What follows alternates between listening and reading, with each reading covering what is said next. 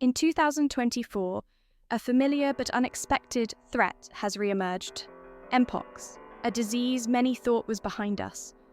What is Mpox, and why is it suddenly making headlines again? Once called monkeypox, is a viral disease that has long lurked in the shadows of public health. First identified in 1958 in monkeys, during an outbreak in a research animal facility in Denmark.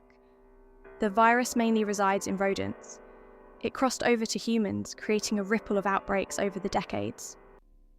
There are two major genetic groups of Mpox: clade 1, commonly known to circulate in Central Africa, and clade 2, which is endemic to West Africa. The first reported case was in the Democratic Republic of Congo in 1970. 10 years later, the virus was eradicated, putting an end to smallpox vaccination worldwide. So, why is Mpox back in 2024?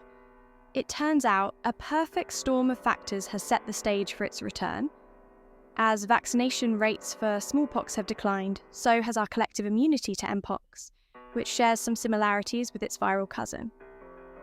Changes in human behaviour and environmental disruptions have brought people into closer contact with the animals that carry the virus. And let's not forget, the global health system still reeling from recent pandemics, leaving gaps in our defences against emerging threats. The story of Mpox starts with its symptoms, which usually begins 5 to 21 days after exposure. Imagine waking up one morning with a high fever and intense headaches. You feel exhausted, with your muscles aching like you've run a marathon in your sleep.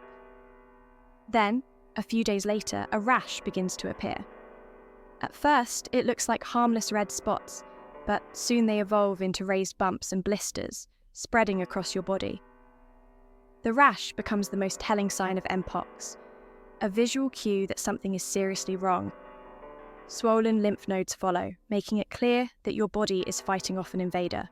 Symptoms generally persist for 2 to 4 weeks, but may extend in individuals with compromised immune systems. Mpox is a master of finding new hosts. It spreads through direct contact with an infected person or animal. Picture this: someone unknowingly touches a contaminated surface or shares close personal space with an infected individual. It's enough to pass the virus along. And while it might sound frightening, the reality is that the fatality rate for Mpox is lower than many other viral infections, though it can still be severe, especially for young children and those with weakened immune systems. But all hope is not lost. Around the world, health officials are ramping up efforts to stop the spread.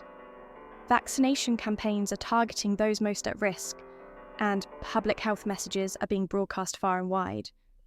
The goal is clear: break the chain of transmission and keep communities safe. And there are things we can all do.